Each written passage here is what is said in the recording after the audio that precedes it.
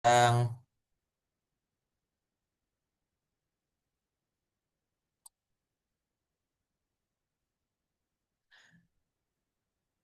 financial strategi, yaitu strategi keuangan berkelanjutan untuk ketahanan dan efisiensi bisnis pada hari ini 27 Mei 2025.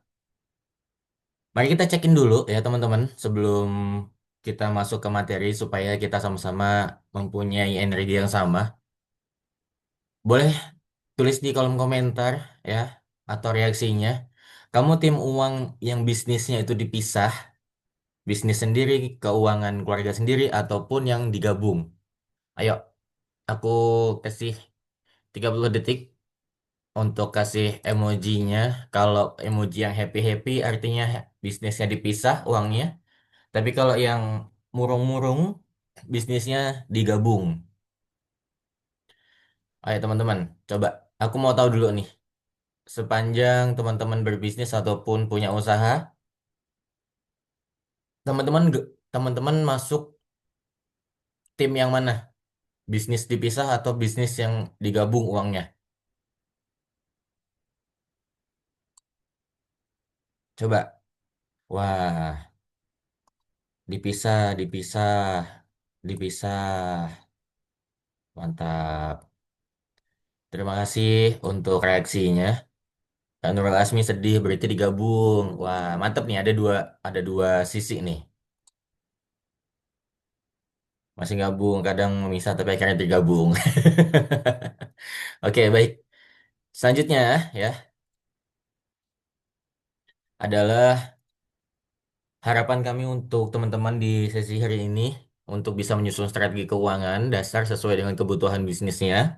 Kemudian juga bisa lebih mengenal resiko keuangannya secara umum dan juga bisa mengevaluasi pengeluaran-pengeluaran dan juga uang kasnya yang ada. Dan akhirnya harapan terbesarnya adalah teman-teman mampu mengatur ulang strategi keuangannya agar lebih efisien dan juga bisa mengurangi resiko-resiko yang tidak diperlukan. Ada sebuah kalimat dari Warren Buffett, dia adalah seorang eh, pebisnis yang kalau di bahasa Indonesia kan artinya adalah jangan menabung dari sisa pengeluaranmu, tapi belanjakan dari sisa tabunganmu. Nah, nanti seperti apa? Nanti akan teman-teman lebih jelas lagi setelah mendengarkan pemateri kita. Ya ini ada Kak Api Patongai. Beliau adalah board eksekutif di Winaya Foundation. Dan sedikit perjalanannya beliau juga seorang inisiator Project Rural Women Empowerment. Kemudian juga pelatihan untuk pelatih Get Ahead, kewirausahaan berbasis gender yang diinisiasi programnya program inklusi dan juga Kementerian Ketenagakerjaan. Kemudian sesuai posisi sekarang, Board Eksekutif Union Foundation. Kalau gitu, tanpa berlama-lama lagi, aku mau menyapa Kak Api dulu. Selamat pagi, Kak Api. Halo pagi Yusuf.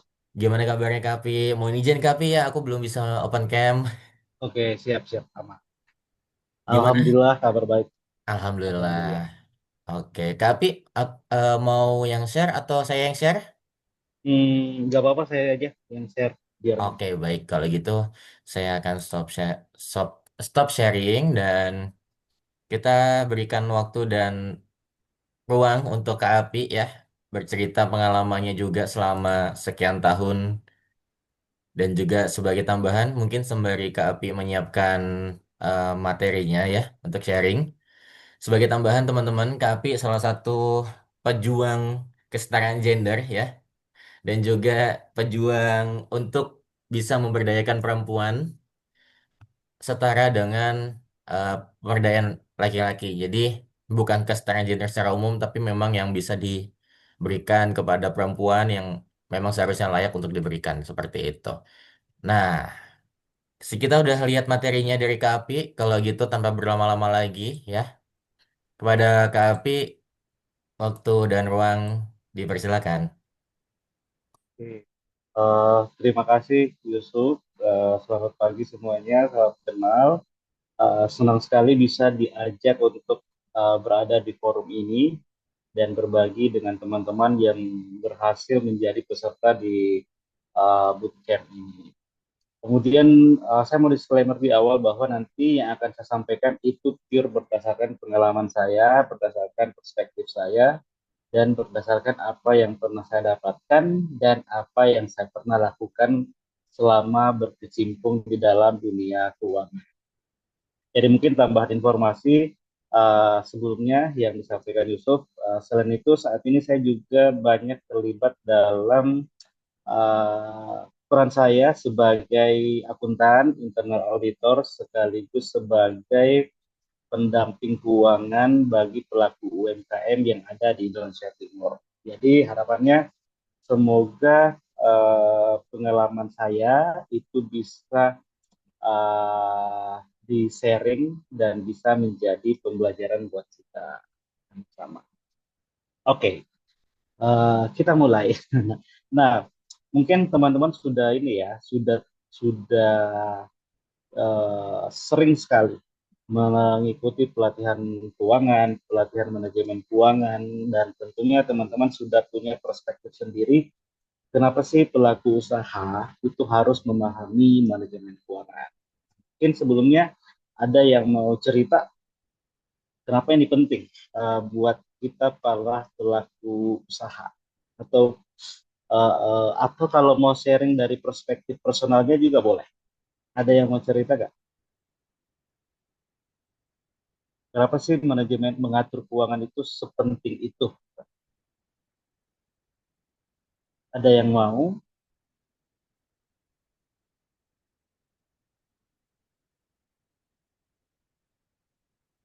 Ada ya?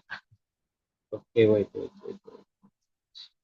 Atau ada yang mau sampaikan di chat, kenapa ini penting sekarang? Kenapa kita harus sering-sering eh, bercerita, berbagi tentang manajemen keuangan? Oke, belum ada ya. Oke, kita lanjut dulu. Jadi, apa namanya? Jadi sebagai pelaku usaha, pelaku usaha tentunya pertama tujuan kita pasti adalah mencari keuntungan. Ketika kita berbicara tentang bisnis, pure bisnis. Tapi ketika kita berbicara tentang sosial bisnis, tentunya kita berharap mendapatkan keuntungan sekaligus melakukan atau mengcreate impact. Jadi, bagaimana mungkin kita bisa mendapatkan keuntungan atau pengembalian dari investasi, hasil dari investasi, atau mengcreate impact ketika keuangan kita sendiri itu kurang jelas. Ketika kita bawa ke perspektif personal, bagaimana mungkin kita bisa berada dalam situasi free financial ketika kita belum bisa mengelola pengeluaran kita, mengelola berapa besar yang kita alokasikan untuk pengeluaran, berapa yang kita alokasikan untuk tabungan, dan berapa yang kita alokasikan untuk dana darurat. Jadi kurang lebih seperti itu. Nah, kemudian ketika kita berbicara tentang bisnis sosial, keberlanjutan bisnis sosial, baik keberlanjutannya dalam hal bisnisnya, begitupun keberlanjutan dalam hal impact atau dampak yang yang dihasilkan dari pelaksanaan bisnisnya, ada hal yang harus kita perhitungkan. Jadi manajemen keuangan itu bukan hanya soal menghitung uang, berapa uang yang masuk, berapa uang yang keluar, tapi bagaimana kita mengatur uang itu agar kita bisa menjaga arah bisnis kita dan memastikan bisnis kita ini bisa berlanjut, bisa bertahan. Jangan sampai kita hanya menginisiasi sebuah bisnis, kemudian hanya berjalan 1 tahun, kemudian akhirnya gulung tikar, amit-amit ya. Atau kita menginisiasi sebuah usaha sosial, tapi ternyata itu tidak menjawab kebutuhan masyarakat sama sekali. Jadi, dalam melakukan manajemen keuangan dalam usaha sosial, ada dua hal yang harus kita pertimbangkan, yaitu menjaga agar tetap uh, usaha kita ini tetap berlanjut dan memastikan dampak dari usaha kita ini tetap berjalan atau tetap dirasakan oleh masyarakat sekitar. Nah, untuk memastikan hal itu, yang pertama yang harus kita lakukan, kita harus punya mindset bahwa keuangan itu adalah fondasi utama dalam menjalankan bisnis kita. Karena ya kalau misalnya kita tidak mengelola keuangan kita dengan baik, maka bisnis kita ini tidak akan berjalan dengan baik juga karena logikanya masalah finansial, masalah manajemen keuangan itu merupakan fondasi utama dalam sebuah bisnis.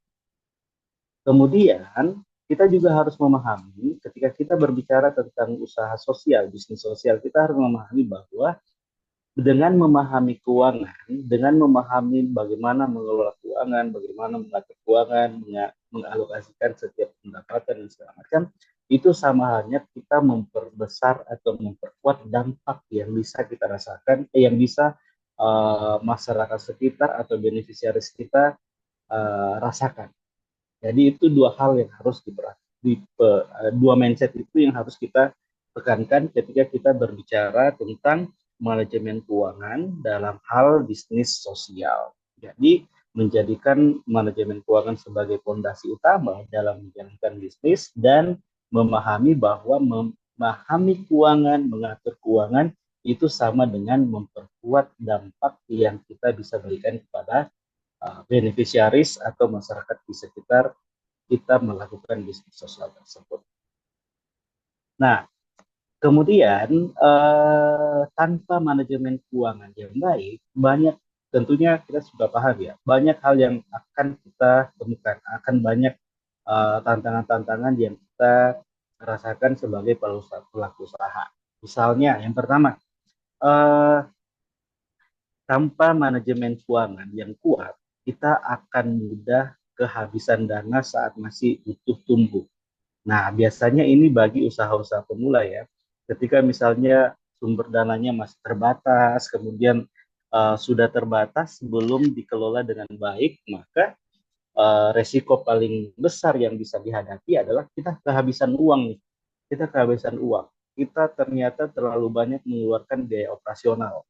Kita ternyata terlalu banyak mengeluarkan biaya investasi yang pengembaliannya itu masih sangat lama, sementara usaha kita ini butuh uang dalam waktu cepat. Nah, dalam manajemen keuangan itu harus dipertimbangkan, itu harus dipertegas kapan kita harus mengeluarkan uang, kemana uang itu harus dikeluarkan, berapa alokasi yang kita keluarkan untuk masing-masing pos, kemudian kira-kira ketika kita melakukan investasi, nah berapa yang dalam jangka waktu berapa hasil dari investasi itu bisa kita rasakan. Nah yang kedua ya tentunya pengeluarannya boros. Jadi karena tidak ada pengeluaran, tidak ada manajemen keuangan yang baik, masih pemula, akhirnya pengeluarannya sangat banyak. Bahkan banyak pengeluaran yang dialokasikan untuk hal-hal yang tidak berkaitan langsung dengan usaha. Contohnya misalnya entertain. Oh, karena kita ya itu memang penting, tapi tanpa alokasi yang kuat itu akan memperburuk kondisi bisnisnya kita. Misalnya kadang ketika kita melakukan usaha menjalankan usaha pemula, kita terlalu banyak mengeluarkan biaya enterprise. Misalnya meeting dengan stakeholder, kemudian pengeluaran-pengeluaran lain yang tidak teralokasikan, misalnya atau tidak diperhitungkan dengan baik, misalnya pembayaran biaya marketing, biaya pemasaran dan segala macam, atau membeli tools-tools digital yang sebenarnya kita masih bisa memaksimalkan tools digital yang free misalnya. Misalnya Canva contohnya ya. Misalnya fitur-fitur yang free-nya masih bisa kita gunakan tapi kita sudah berlangganan dalam untuk 1 tahun misalnya ya. Jadi dengan manajemen keuangan kita bisa meminimalisir hal-hal seperti itu. Nah, karena tidak adanya manajemen keuangan, laporan keuangan sudah pasti tidak jelas. Sudah pasti tidak jelas. Karena dengan laporan keuangan yang tidak jelas, itu akan akan membuat para pengambil keputusan tidak dapat mengambil keputusan dengan baik.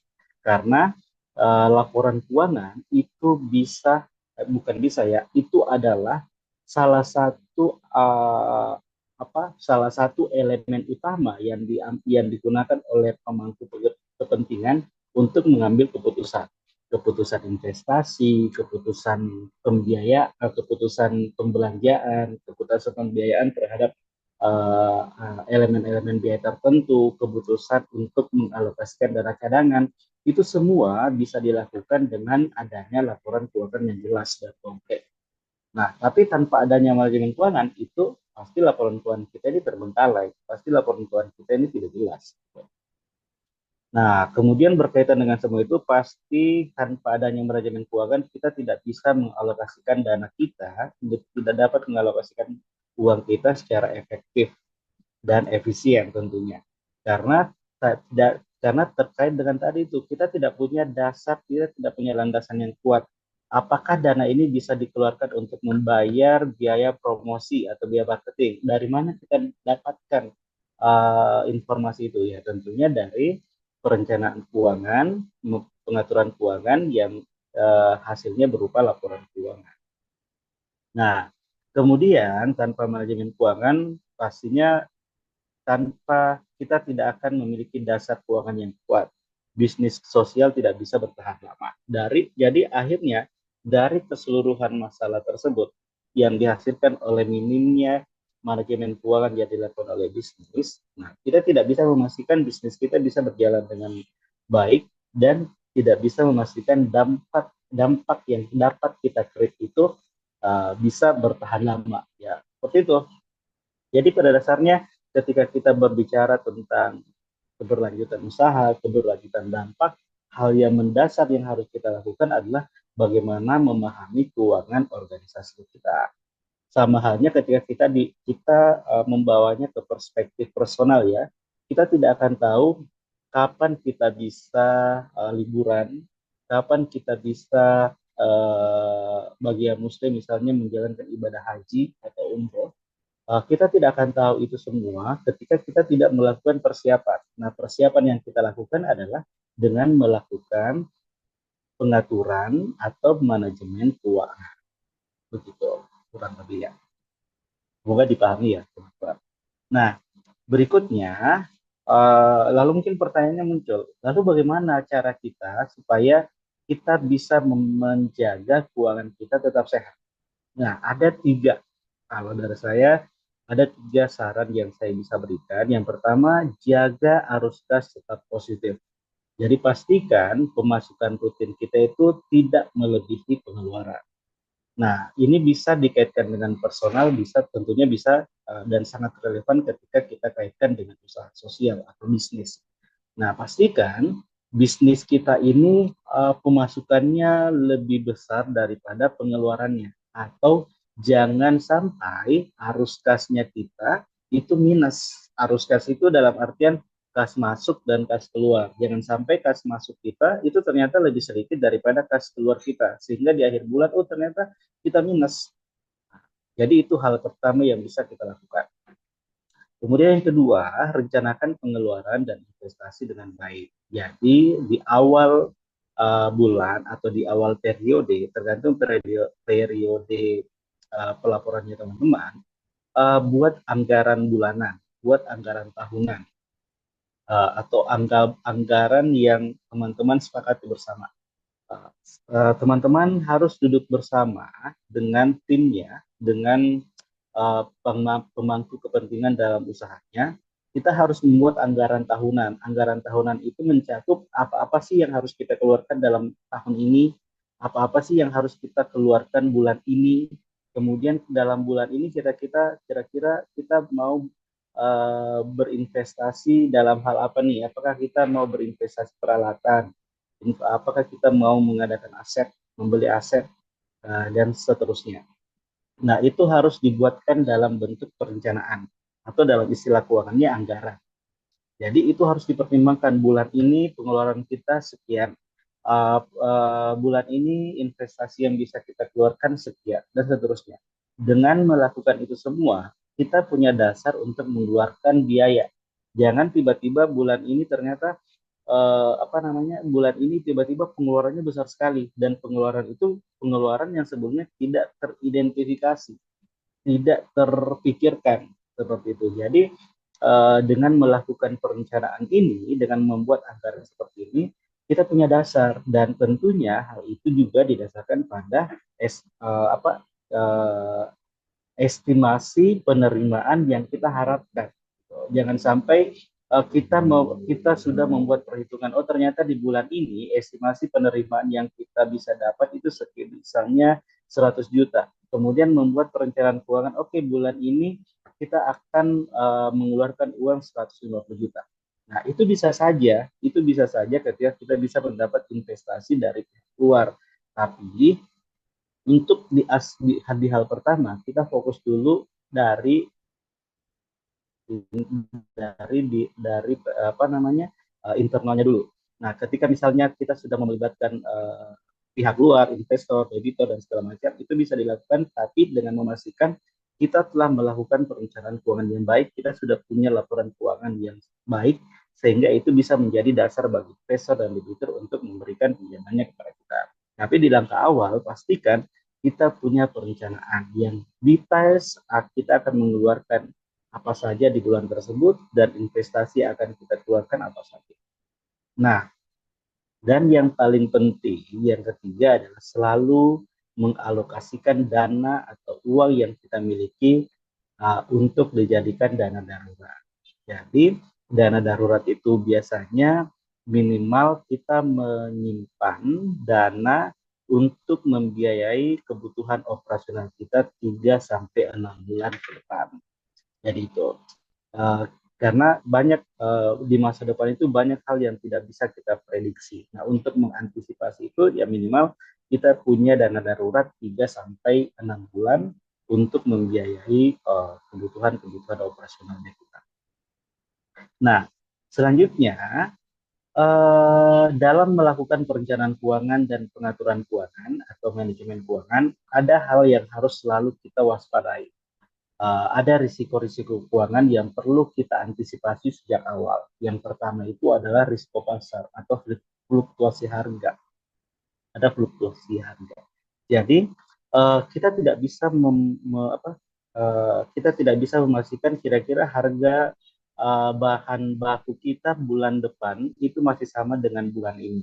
Kita tidak bisa memastikan biaya-biaya operasional bulan ini itu akan sama dengan biaya bulan depan, karena ada fluktuasi harga. Jadi ini hal yang harus kita selalu pertimbangkan ketika nanti misalnya menghitung HPP, ketika kita nanti menghitung biaya operasional, ketika kita menghitung biaya bahan baku, maka dalam menentukan itu semua kita harus punya strategi tersendiri. Misalnya menaikkan sekian persen untuk mengantisipasi harga tersebut. Jadi dalam perhitungan HPP misalnya, harga bahan baku itu kita tidak, misalnya harga bahan baku di pasar itu 100.000 misalnya ya.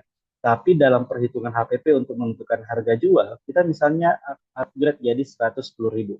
Nah, jadi ada jaga-jaga, dan ada ada strategi untuk menjaga harga pasar di beberapa bulan berikutnya itu melonjak misalnya.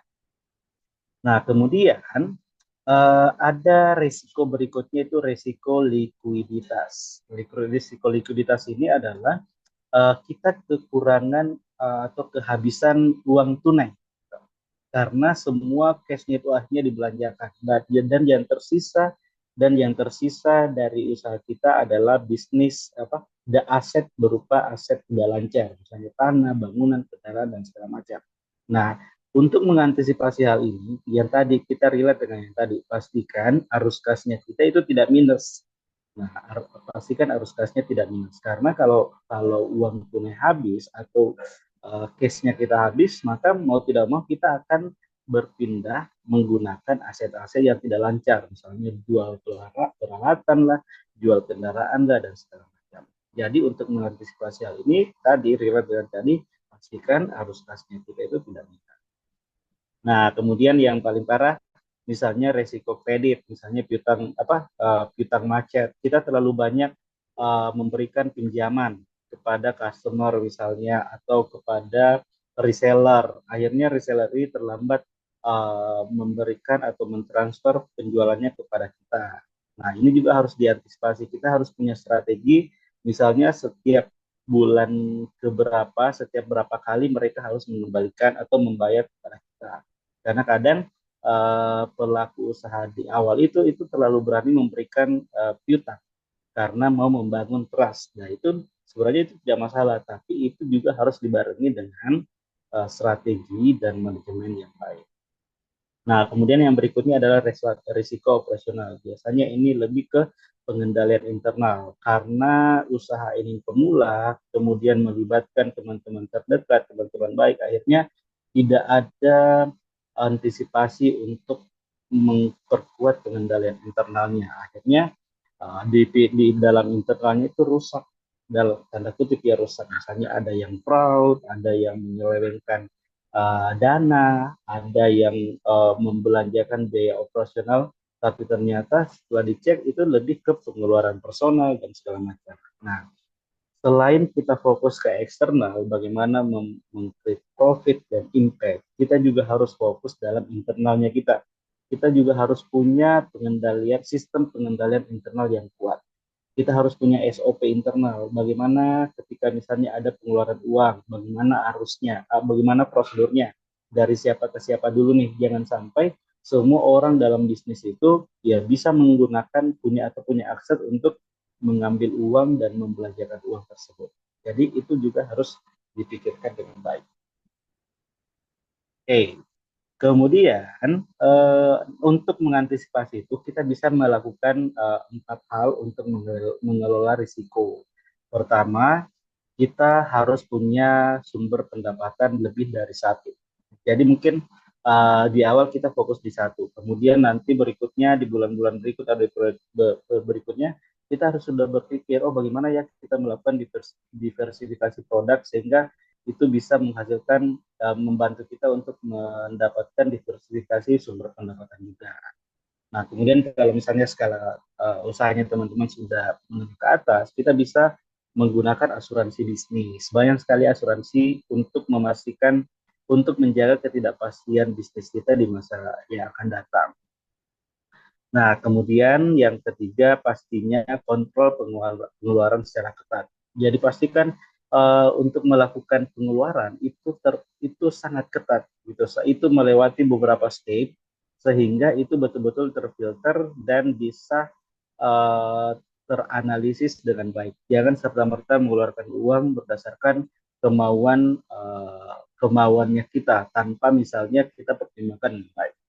Jadi buat aturan untuk mengeluarkan uang harus ada prosedur seperti ini sehingga itu melewati beberapa tahap verifikasi.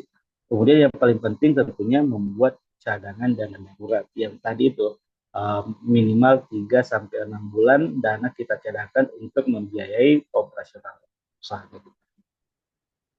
Nah, berikutnya untuk mengevaluasi apakah kita sudah melakukan manajemen keuangan atau melakukan apa namanya pengaturan keuangan kita dengan baik, ada beberapa hal yang bisa kita lakukan. Ada beberapa tools yang bisa kita gunakan. Yang pertama, tentunya laporan keuangan. Nah, laporan keuangan itu bisa memberikan gambaran bagaimana sih sebenarnya kondisi keuangan kita saat ini?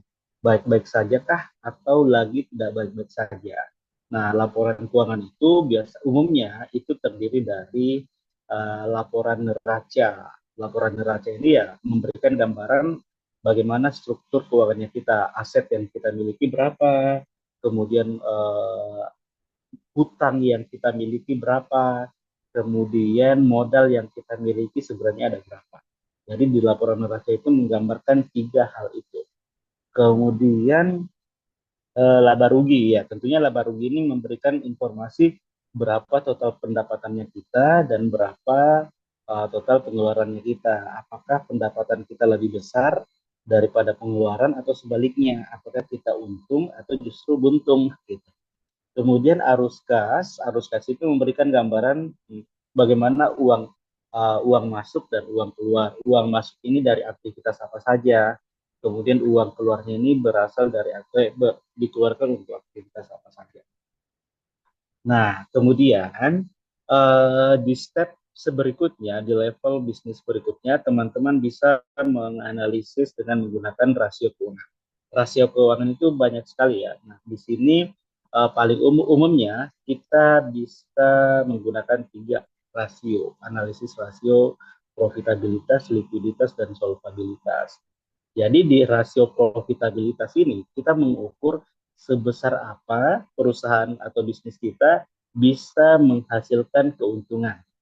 Nah, tentunya ketika kita berbicara tentang profitabilitas, kita akan berbicara tentang seberapa besar seberapa besar usaha kita bisa mendapatkan penerimaan atau menjual produk atau jasa, dan seberapa efektif dan efisien kita bisa menekan pengeluaran yang kita akan keluarkan. Nah, kemudian ketika kita berbicara tentang likuiditas, analisis ini digunakan untuk seberapa besar bisnis kita itu bisa membayar hutang jangka pendek. Misalnya kita punya hutang nih, kemudian kira-kira hutang ini hutang ini kira-kira kita akan bayar dengan menggunakan apa nih? Nah, jadi biasanya kita hutang lancar ini, hutang jangka pendek ini itu kita bandingkan dengan aset lancarnya kita. Aset lancarnya kita itu seperti uang kas, saldo bank, dan piutang jangka pendek. Nah, ketika misalnya saldo kasnya kita, saldo banknya kita, saldo piutangnya kita, itu uh, bisa membiayai hutang-hutang jangka pendeknya kita, berarti likuiditasnya kita baik. Tapi kapan misalnya ternyata hutang jangka pendeknya kita ternyata jauh lebih besar daripada aset lancarnya kita, itu artinya likuiditasnya kita itu kurang. Jadi itu yang harus kita pertimbangkan ketika kita menggunakan rasio likuiditas. Nah, kemudian bagaimana dengan solvabilitas? Nah, di rasio solvabilitas ini itu rasio yang digunakan untuk mengukur kemampuan usahanya kita untuk melunasi hutang jangka panjangnya kita. Misalnya kita punya hutang jangka panjang nih, misalnya kita ada kredit tahunan, 5 tahun dan segala macam. Nah, bedanya dengan likuiditas ini, kita akan membandingkannya dengan aset tetapnya kita. Misalnya kita punya tanah, kita punya bangunan, kita punya peralatan, mesin, dan segala macam. Nah, kita akan membandingkan kira-kira kalau misalnya 5 tahun ke depan kita tidak punya penghasilan dan segala macam, kira-kira hutang itu bisa tidak ya kita selesaikan dengan menjual tanah, bangunan, dan peralatannya kita. Nah, semakin besar aset tetapnya kita dibandingkan dengan hutang jangka panjangnya kita, berarti rasio solvabilitas bisnis kita itu semakin bagus. Nah, kemudian yang ketiga yang bisa kita lakukan dan tidak kalah penting itu adalah kita harus menggunakan data. Data itu adalah kunci utama dalam melakukan pengelolaan keuangan dan mengambil keputusan. Jadi kumpulkan data-data keuangan, data-data penjualan, data-data customer, data-data uh, data-data lain yang berhubungan dengan keuangan sebagai dasar dan alat bantu dalam mengambil keputusan bisnis. Gitu. Nah, kemudian bagaimana strategi apa yang bisa kita lakukan sebenarnya untuk mengantisipasi dan melakukan hal itu semua.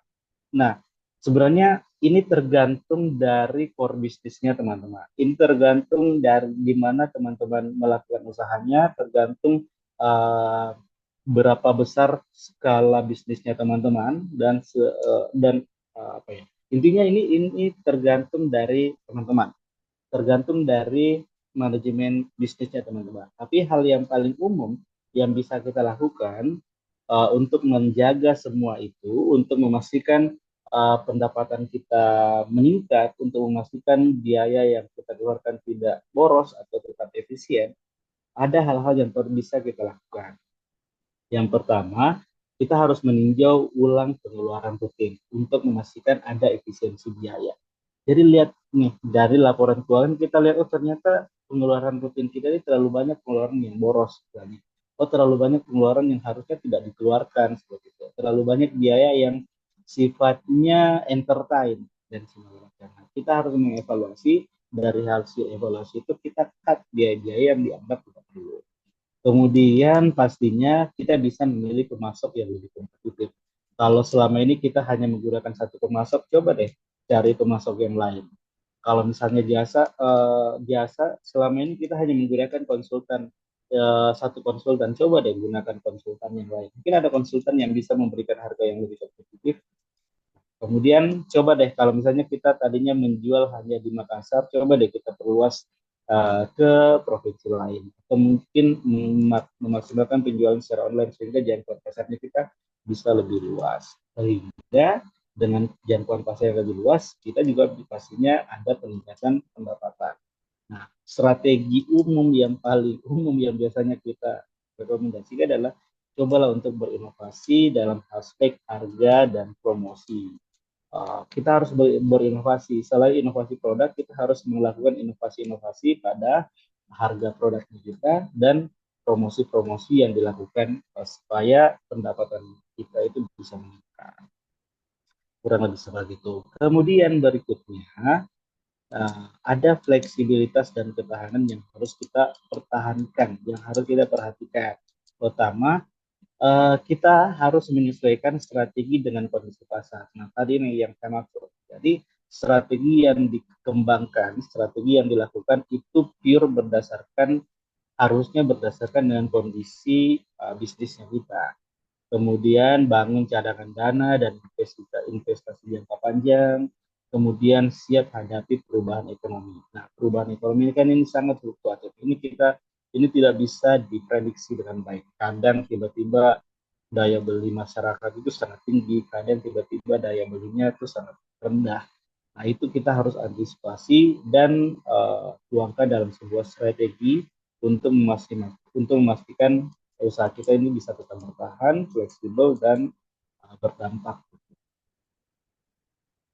Oke, kemudian kenapa sih kita harus melakukan kelayakan usaha? Nah, jadi kelayakan usaha itu kondisi di mana hasil yang diperoleh lebih besar dari dana yang diinvestasikan. Semakin besar kelebihan dari dana yang diinvestasikan, akan semakin menguntungkan investasi dalam usaha tersebut. Nah, ini harus kita pertimbangkan, ini harus kita perhatikan karena ini berkaitan dengan kelayakan usahanya kita. Jangan sampai kita tetap menjalankan usahanya kita, tapi ternyata return dari investasi yang kita lakukan itu justru membebani usahanya kita. Justru usahanya kita ini terbebani dengan pengeluaran-pengeluaran rutin, investasi yang kita keluarkan. Jadi layak atau tidak layak ke sebuah usaha itu bisa dilihat kira-kira penerimaannya masih lebih besar atau tidak. Mungkin kalau 1-2 bulan kita rugi itu tidak apa-apa, tapi kalau misalnya itu bertahun-tahun, ya kita harus punya strategi lain untuk memastikan kelayakan dan keberlanjutan bisnis kita. Nah, ada beberapa poin yang bisa kita gunakan untuk menganalisis eh, kira-kira usaha kita ini layak atau tidak ya, usaha kita ini akan berkelanjutan atau tidak ya. Nah, hal pertama yang bisa teman-teman lakukan mungkin yang paling eh, yang paling dasar yang teman-teman akan lakukan itu melakukan atau membuat bisnis model canvas. BMC. Jadi di BMC ini teman-teman akan melihat bisnisnya ini sebenarnya mengarah kemana, segmen pasarnya siapa, strategi yang digunakan oleh siapa dan segala macam. Kemudian yang kedua yang bisa teman-teman lakukan itu adalah membuat analisis SWOT bisnisnya. Jadi biasanya di awal-awal kita menggunakan bisnis canvas model untuk memulai sebuah bisnis.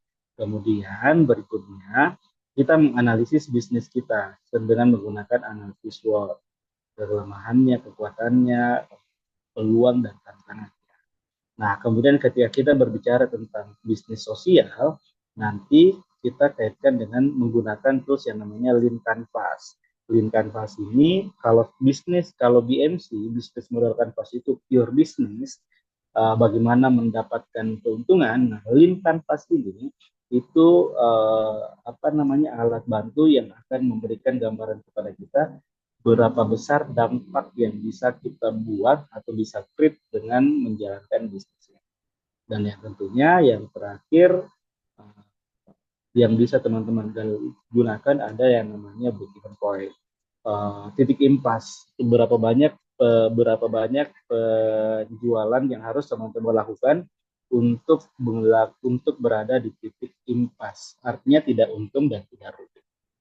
Nah, untuk apa namanya untuk membahas hal ini itu tentunya kita butuh waktu yang lebih banyak ya, karena satu tools ini kita minimal uh, butuh waktu sehari untuk melakukannya dan belajar sama-sama. Saya pikir untuk saat ini cukup dari saya.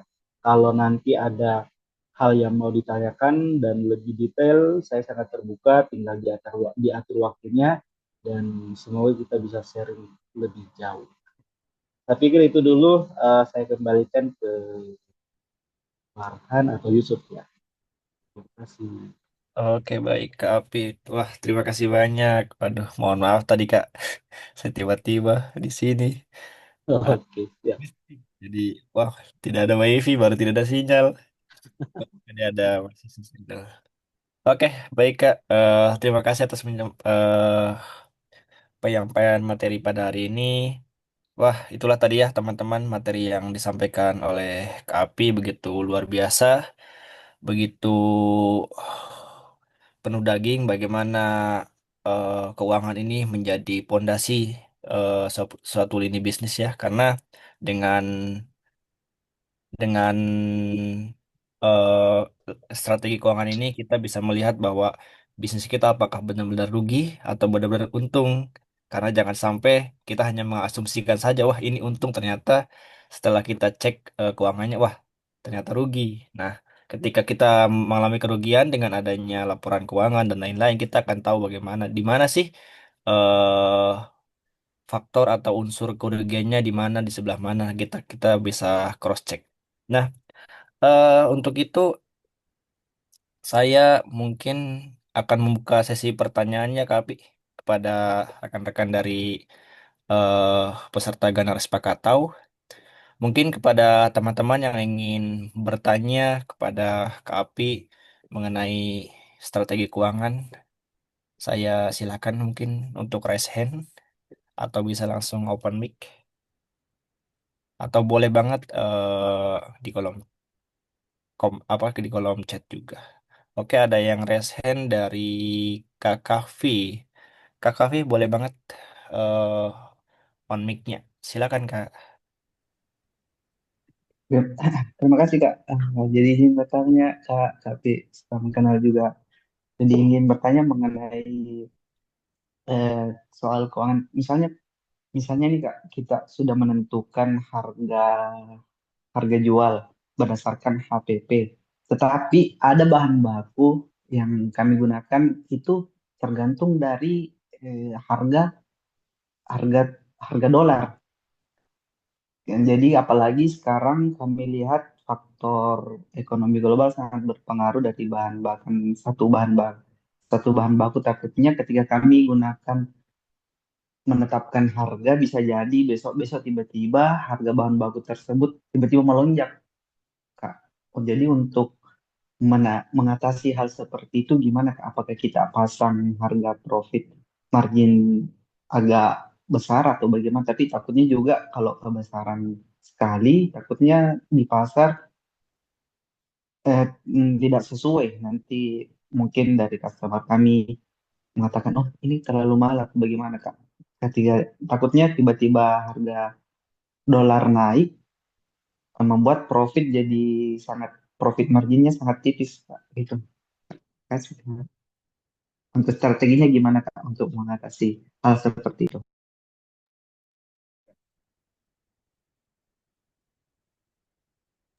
Ya, Saya langsung jawab, Farhan. Atau gimana? jawab. Langsung jawab ya. Oke, tadi Kavi ya, wah, luar biasa sekali nih, usahanya sudah menggunakan bahan baku yang menggunakan ini ya, harganya berdasarkan uh, dolar. Nah, jadi yang tadi yang saya sampaikan ketika kita menghitung apa namanya untuk mengantisipasi ketidakpastian harga pasar dan kondisi ekonomi global, ada hal-hal yang bisa kita lakukan. Misalnya ketika kita menghitung HPP dan memasukkan harga bahan baku itu, kita bisa upgrade sekian persen untuk mengantisipasi hal tersebut. Misalnya, dan tadi saya contohkan, harga umumnya di pasar bahan baku ini 100.000 misalnya.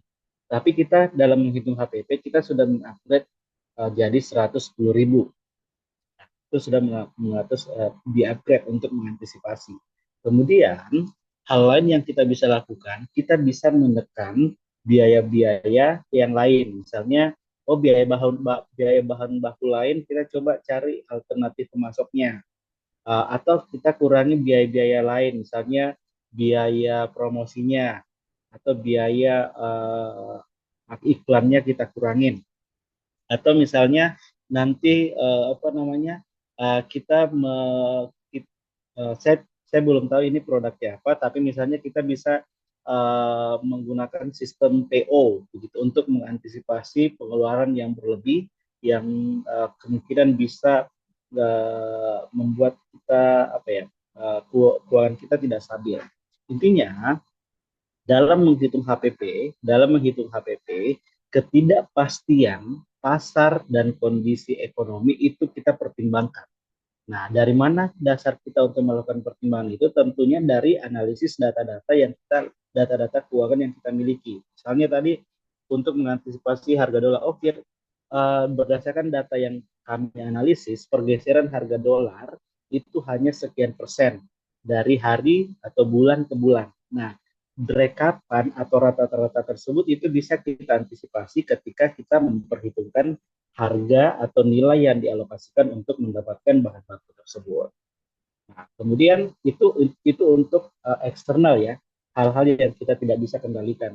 Nah, kita bisa membuat strategi seperti itu. Tapi untuk hal-hal yang di internal yang bisa kita kendalikan, tentunya kita lihat apa-apa nih yang bisa kita kendalikan. Misalnya biaya operasionalnya kita, listrik, air dan segala macam, biaya promosinya kita dan segala macam. Itu kalau dari saya dan dari pengalaman saya, biasanya saya melakukan seperti itu. Kemudian nanti di akhir, setelah kita menghitung HPP, setelah kita menentukan harga jual ini kita kemudian bandingkan dengan harga jual kompetitor. Kira-kira dengan menetapkan harga jual seperti ini, kompetitor saya harganya berapa ya? Kalau dia lebih tinggi, berarti fine-fine saja kan? Kita sudah menetapkan harga lebih rendah, tapi itu sudah terhitung dan kita akan dapat untung. Tapi kalau ternyata harga kompetitor kita lebih rendah, artinya kita harus berpikir kira-kira apakah kita harus menyesuaikan harga. Ketika kita menyesuaikan harga, artinya kita kemungkinan besar akan rugi.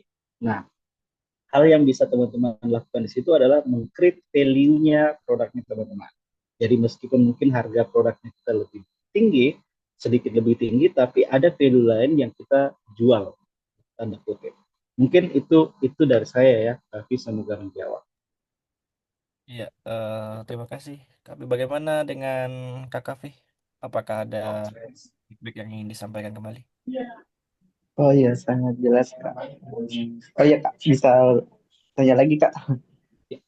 Silakan, silakan. Oh iya Kak, kan yang ingin bertanya mengenai strategi keuangannya Kak. Ini kan kami masih startup Kak, dan hanya di awal-awal cash flow kami belum bagaimana. Dan terus kami sadar juga produk kami istilahnya butuh strategi marketing dan mungkin pasti butuh biaya untuk hal itu.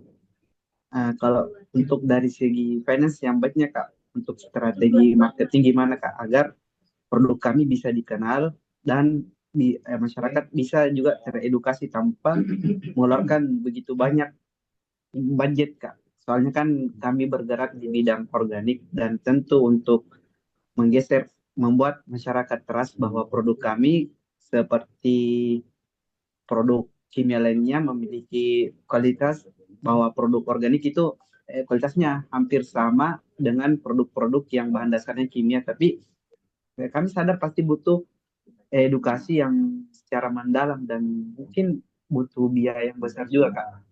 Terus untuk strateginya itu gimana Kak untuk langkah awal untuk Menarik. mengedukasi masyarakat Kak, agar agar nggak terlalu memakan banyak biaya soal edukasi dan penyebaran informasi produk. Makasih Kak. Oke, oke. Kalau boleh tahu produk organiknya apa ya? Untuk sekarang Kak, kami membuat salah satu parfum organik dari gel rumput laut non alkohol Kak.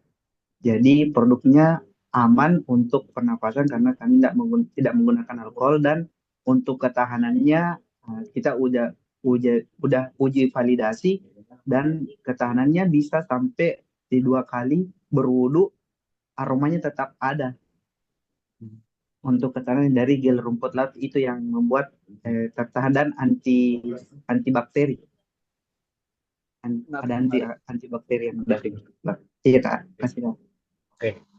Nah, menarik ya. Kebetulan saya juga pernah mengelola produk organik dan memasarkannya itu memang butuh tantangannya memang cukup besar ya, karena kita mau menjual sesuatu yang sebenarnya kita yakini sehat, kita yakini lebih baik, tapi ternyata masyarakat ini belum teredukasi dan sudah terbiasa menggunakan produk-produk organik. Nah, yang saya lakukan dulu ketika saya menjadi produk saya dulu itu madu organik dan beras merah organik dari salah satu daerah di Kabupaten Bone. Nah, yang pertama yang kami lakukan tentunya melakukan edukasi yang panjang dan sangat sangat detail lah kita. Kita harus melakukan edukasi, advokasi dan segala macam. Tapi ya pendekatan yang saya lakukan adalah pendekatan pemberdayaan masyarakat. Jadi sambil kita mengedukasi masyarakatnya dulu,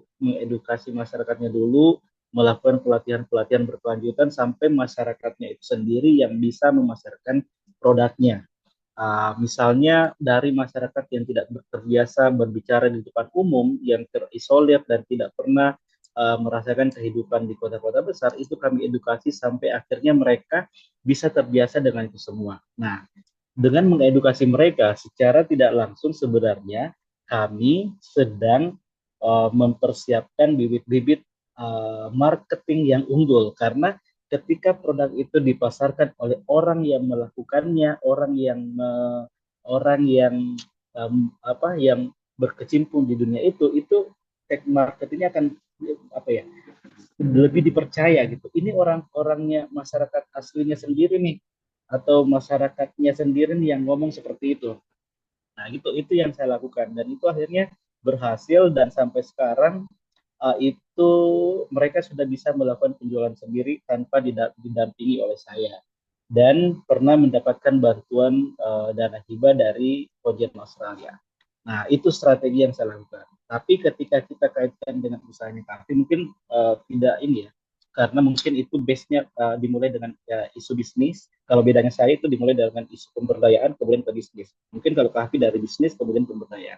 Ada hal yang bisa kafe lakukan untuk meminimalisir biaya-biaya yang dikeluarkan. Misalnya menggunakan platform-platform sosial media. Nah, ini pasti sudah sangat sering ya didengar, tapi mau tidak mau kita dihadapkan dengan pasar kita khususnya di Indonesia, bagaimana penggunaan TikTok, bagaimana penggunaan Instagram, Facebook dan segala macam itu banyak orang-orang di sekitar kita itu banyak menghabiskan waktunya di sosial media. Jadi gunakan itu semua, gunakan untuk memaksimalkan itu. Kemudian yang kedua, karena ini skala bisnisnya masih awal, usahakan jangan terlalu banyak mengeluarkan biaya-biaya yang sifatnya uh, operasional. Jangan terlalu atau kalau mau berinvestasi, pastikan investasi yang dilakukan itu ke hal-hal yang memang sangat dibutuhkan oleh bisnisnya. Semoga menjawab. Itu yang bisa saya lakukan, itu yang biasanya saya lakukan, dan itu yang saya bisa share. Tapi sekali lagi, kenali bisnisnya Kahfi, siapa pasarnya. Jangan sampai kita terlalu banyak mengeluarkan biaya untuk memasarkan produknya kita ke orang-orang yang sebenarnya tidak masuk ke segmen pasarnya kita gitu. Kalau misalnya yang saya lakukan jualan madu dan beras merah organik, ya siapa yang segmen pasarnya saya adalah orang yang fokus ke kesehatannya, isu kesehatan, dan mereka adalah orang-orang yang ada di ekonomi menengah ke atas. Akan sangat boros ketika kita memasarkan produk organik, misalnya madu dan beras merah ini, ke masyarakat yang cari untuk beli beras biasa saja itu sangat susah, atau beli untuk memasarkannya ke ke mahasiswa misalnya, kenali produknya, kemudian kenali segmen pasarnya, dan tentukan strategi apa yang pasti bisa lakukan. Gitu. Semoga menjawab ya. Wah, luar biasa. Kak Api spill strateginya. Mahal sekali nih, Kak. Saya lihat, saya dengar-dengar strateginya. Oke, gitu ya Kak Kavi. Mungkin mengingat waktu, saya mungkin terakhir ya Kak, untuk saya coba buka sesi pertanyaan kembali ke yang resen dari awal itu ada Kak Miftah Farid. Oke Kak, terima kasih atas kesempatannya dan mohon maaf kalau saya close mic karena ada di public area. Nah, Kak, yang yang saya biasa dapat kasus juga dan mungkin teman-teman startup juga biasa dapat juga kalau kita kan sudah melakukan planning keuangannya, financial planningnya itu ketika sudah mencapai apa namanya ada target-target yang cukup besar. Nah, tapi untuk mencapai target itu kan tidak di tidak tercapai di awal ya. Jadi kita untuk memulai itu pasti hal-hal yang kecil dulu. Jadi ketika misalnya produk financial planning kita mencapai satu bulannya 1.000 pieces. Nah, untuk mencapai 1.000 pieces kan tidak mungkin di awal, apalagi untuk startup. Nah, yang kita lakukan yaitu ya paling tidak 100 pieces dulu per bulan. Nah, itu pasti ada perbedaan budgeting ya. Ada perbedaan budgeting dan HPP-nya pun kembali beda juga. Dan hal yang biasa saya dapatkan ketika saya mengurangi produksi per bulannya, itu HPP-nya naik. Bahkan HPP naik, dan kalau mau dijual agak mahal, itu tidak bisa bersaing di kalangan-kalangan pesaing. Jadi, tolong di strateginya apa agar bisa ini ya tetap kita jual pada HPP yang sesuai dengan planning kita, tapi bisa produksinya di awal, produksi yang tadi 100, tapi target HPP kita di angka 1.000 pieces. Kira-kira strategi keuangan kita bagaimana cara mengaturnya gitu. Itu Kak. Oke. Ya, benar. Nah, uh, saya langsung jawab ya, Farhan. Takutnya lupa. Iya, Uh, Intinya sih sama ya. Pertama, kenali bisnisnya kita. Kenali bisnisnya kita. Jangan sampai kayak kita itu terlalu menggebu-gebu, tapi tidak mengenali secara mendalam bisnisnya kita. Ketika misalnya di awal, apakah masuk akal? Atau misalnya kita dalam menghitung HPP, kita langsung mengalokasikan 1.000 produk. 1.000 produk. Kalau misalnya itu terlalu kebesaran, coba deh kita turunkan sedikit. Sehingga ketika kita menentukan HPP, itu didasarkan dari jumlah produk yang bisa kita atau memungkinkan kita jual. Gitu. Jadi memang kondisinya UMKM atau pelaku usaha pemula itu terlalu apa ya, uh, cukup optimis, tapi tidak mengenali usahanya. Misalnya tadi dikaitkan dengan bisnisnya Kahfi, misalnya ini produk organik. Oke, so, kita yakin bahwa organik itu baik, organik itu sehat, organik itu harusnya jadi alternatif bagi orang-orang ketika mereka berpikir untuk hidup sehat. Sehingga karena kita menggebu-gebu, kita sangat optimis, kita sangat semangat, akhirnya kita menentukan atau membuat perencanaan yang terlalu tinggi, dan kita belum tahu kita untuk menentukan untuk menentukan standar tinggi itu kita tidak punya basis data sama sekali. Itu hanya berdasarkan persepsi dan optimismenya kita. Nah, hal yang pertama yang harus kita lakukan, saran saya, kenali bisnisnya, kenali pangsa pasarnya, dan tentukan produk yang mau direncanakan untuk dijual di skala yang masih masuk akal. Itu. Kemudian yang kedua, ketika misalnya kita sudah terlanjur menghitung HPP dengan jumlah produk tertentu, teman-teman bisa melakukan beberapa hal. Pertama, identifikasi produk sejenis, identifikasi pesaing. Kira-kira pesaingnya kita ini uh, ke apa?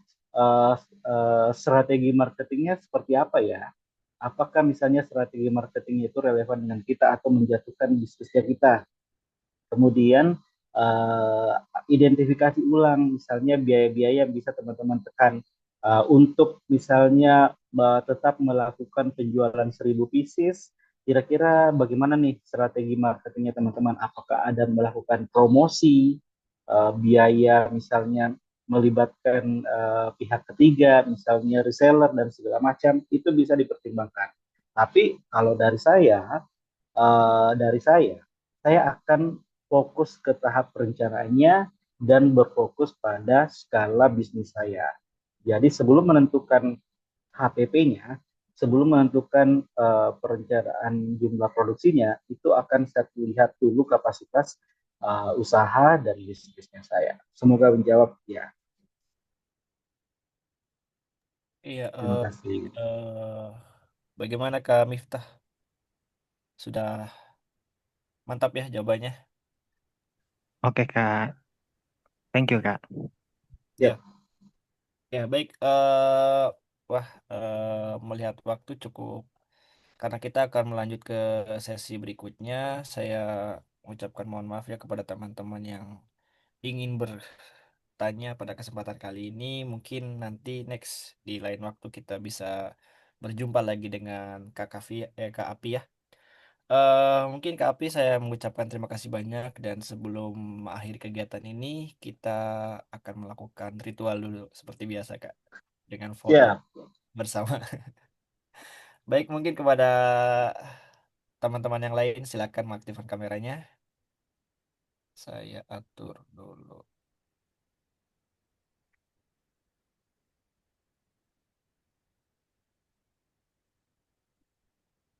Ya, baik kepada teman-teman yang lain silakan aktifkan kameranya, silakan tampilkan muka-muka cantiknya, muka-muka gantengnya.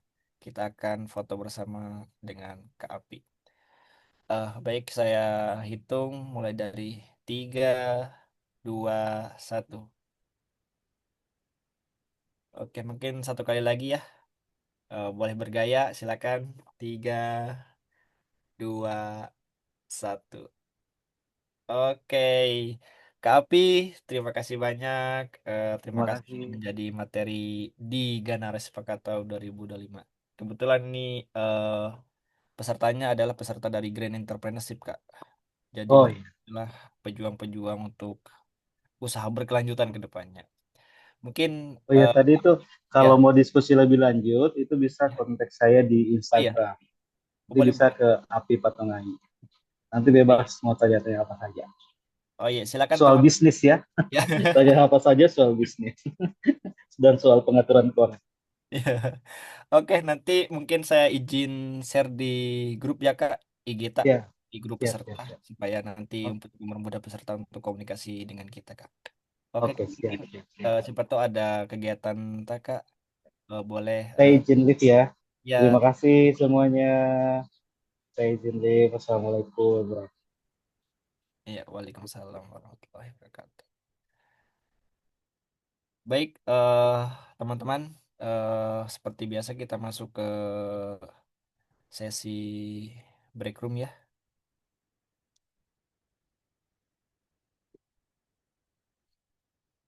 Tunggu saya coba setting dulu ya. Jadi iya teman-teman tadi minta maaf mungkin kalau ada teman-teman yang ingin bertanya belum bisa saya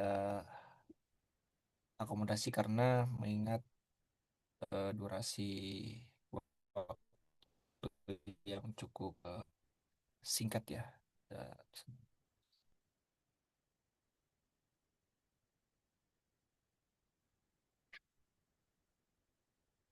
Oke, jadi seperti biasa nanti eh,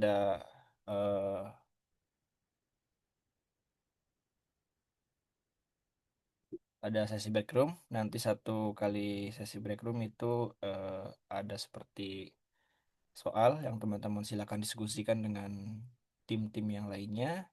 Nanti akan saya bagi dan silakan aktif ya di dalam sesi diskusinya dengan tim-tim yang lainnya untuk mencoba menyelesaikan eh, apa yang kita sampaikan nanti. Oke, saya buka. Oh ini ya Bang pertanyaannya. Jadi pertanyaan per satu itu kesalahan paling umum yang sering kamu temui.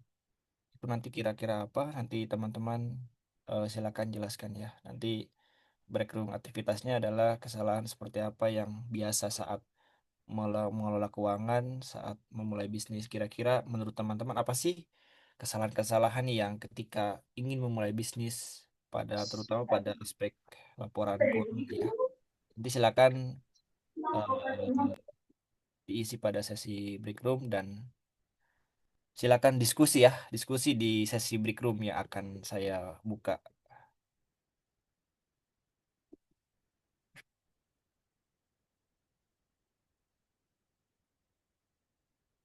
Silakan kepada teman-teman join untuk di sesi break roomnya.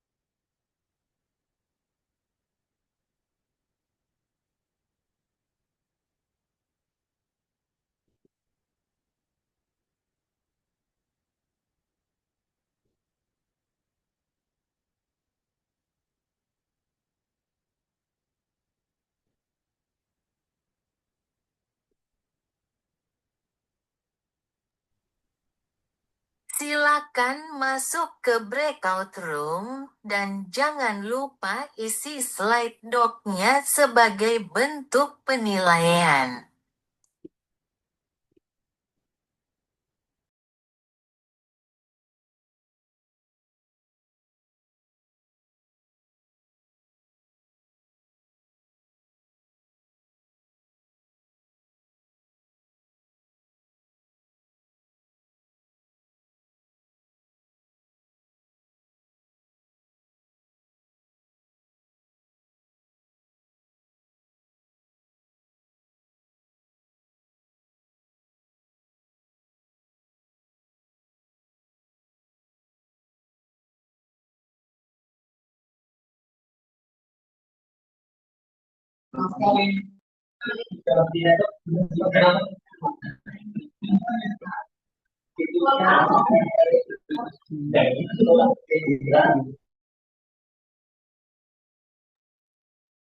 Penilaian akan bersifat objektif, dilihat keaktifan dan juga pengisian.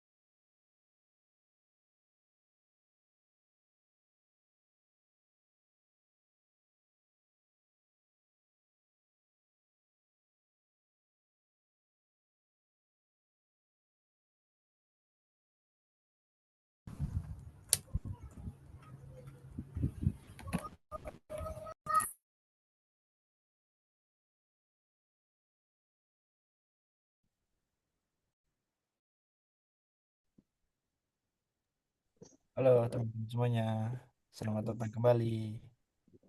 Gimana? Tadi udah selesai ya isi pertanyaan di Ya, sudah. Google Docs-nya? Iya, sudah. Ada kendala nggak? Ada yang belum selesai?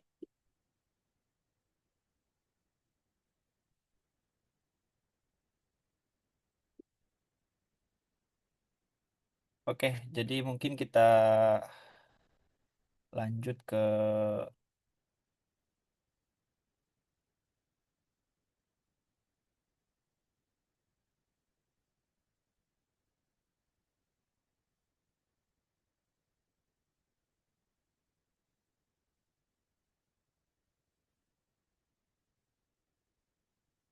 Bang Yusuf. Boleh minta tolong di share screen kembali yang pertanyaan lanjutan kedua. Oke, baik teman-teman, untuk mengefisienkan waktu kita percepat ya untuk pertanyaan di poin kedua yaitu pebisnis terpaksa harus memilih prioritas. Jadi bagaimana sih, apakah menurut teman-teman itu pebisnis harus memang betul-betul memaksakan diri untuk harus memilih prioritas dan dalam sesi break room yang kedua ini eh kalau kamu harus memangkas pengeluaran usaha, apa yang akan teman-teman prioritaskan untuk tetap dipertahankan? Nah, kira-kira apa tuh dari pertanyaan ini? Nah, itu nanti silakan dijawab kembali ya pada eh, Google Slide yang tadi sudah di share link. Nanti akan saya share kembali. Jadi akan saya kembali di plotting, dimasukkan ke dalam break room. Jadi untuk teman-teman tetap stay karena nanti di akhir di akhir sesi break room ini akan kami share link absensinya. Baik, teman-teman sudah dipahami ya. Silakan teman-teman nanti diskusi boleh untuk menjawab pertanyaan kalau kamu harus memangkas pengeluaran usaha. Jadi teman-teman apa yang akan kamu prioritaskan untuk tetap dipertahankan? Nah, oke. Saya beri waktu kasih waktu 5 menit untuk sesi break room yang kedua ini.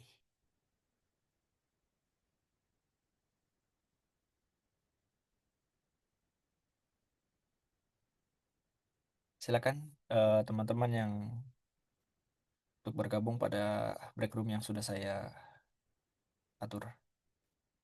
Silakan untuk gabung kepada break roomnya masing-masing.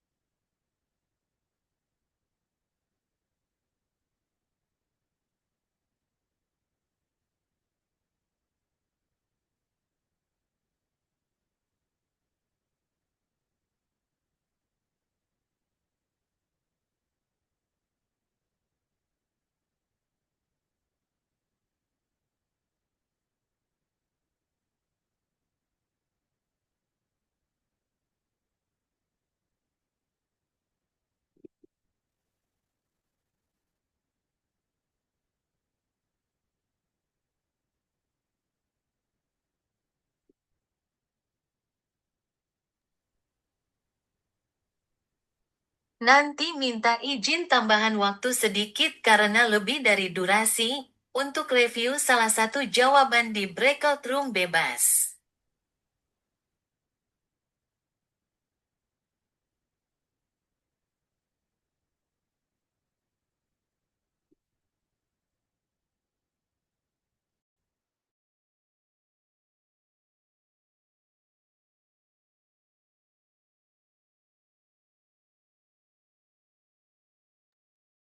Hari ini beneran perih leherku, haha.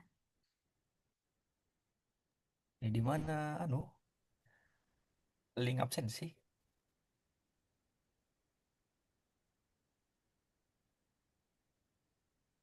Di grup kan.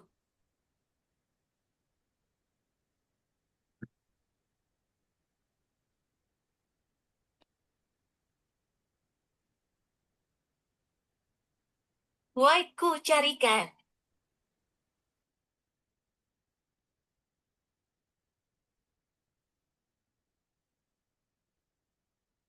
Ada dua ku lempar ke ruang tunggu.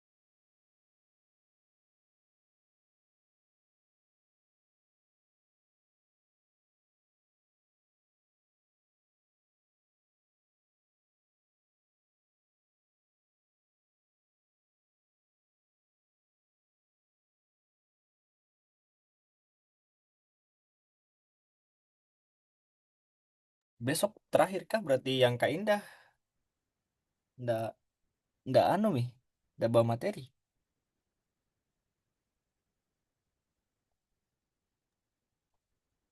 Di reminder nanti, karena kemarin ada yang mundur sesi workshopnya, jadi setelah tanggal 28, kita akan lanjut sesi workshop terakhir di TGL 30 sekaligus briefing arahan buat pitching.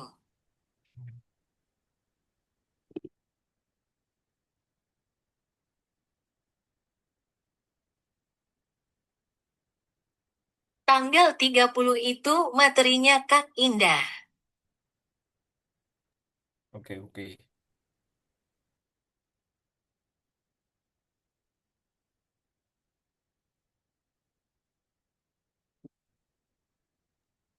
Oke, selamat datang kembali. Kita tunggu ya teman-teman yang lain. Selamat datang kembali teman-teman. Oke, selamat datang Kak Miftah, Kak Asmi, Kak Hadi Aksa. Kita tunggu ya teman-teman yang lainnya. Mungkin masih seru diskusi di sana.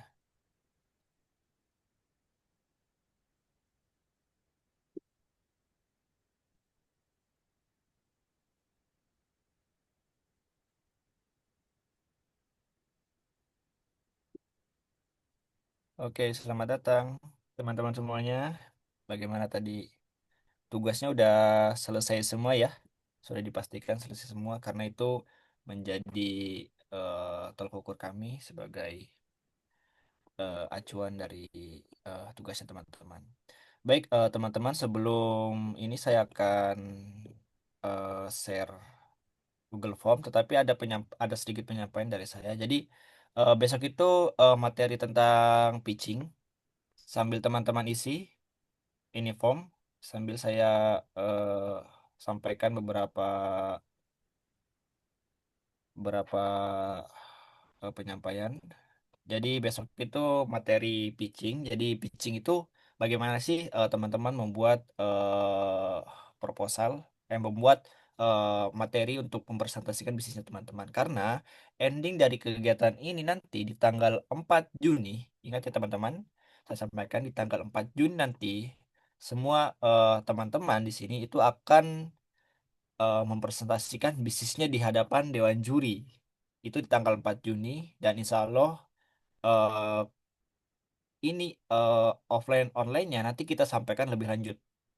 Tapi materi besok itu yang akan bawakan itu dari pihak UNDP-nya langsung. Jadi harapan saya kepada teman-teman hadir dan ikuti materinya dan ajak juga anggotanya karena disitulah teman-teman berpasangan ya untuk menyampaikan nantinya presentasi bisnisnya teman-teman itu seperti apa. Nah, nanti kita akan belajar sama-sama dengan eh, dari UNDP langsung nih bagaimana cara untuk mempresentasikan di hadapan Dewan Juri dengan durasi yang cukup singkat.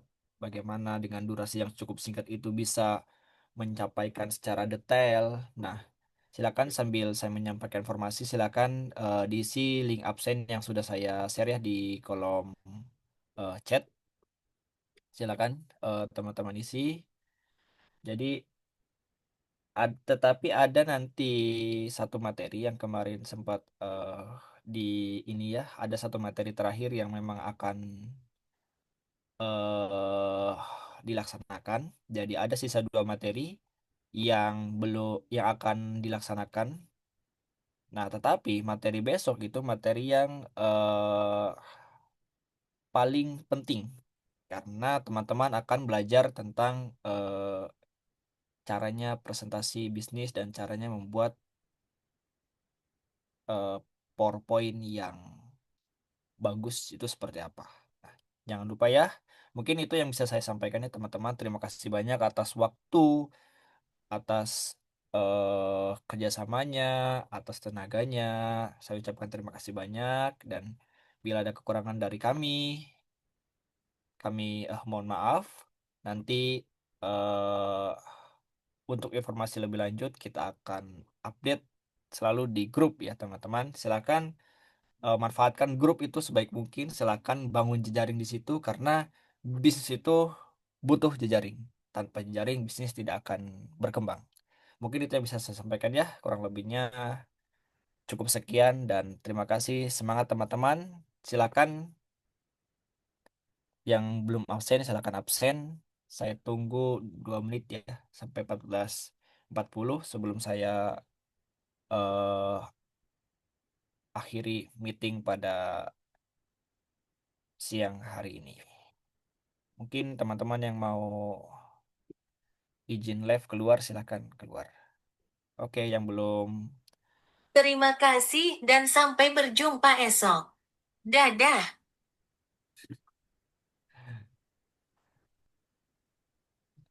sorry moderator yang Bisa satu dikirim bisa dikirim screenshot ini Zoom hari ini.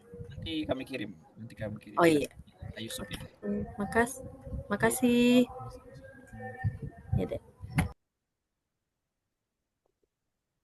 Yang Sudah belum ada di grup ya.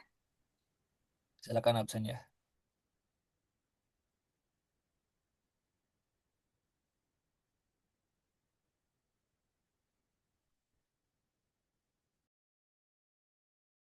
Yang sudah absen boleh banget akhiri live di Zoom ini.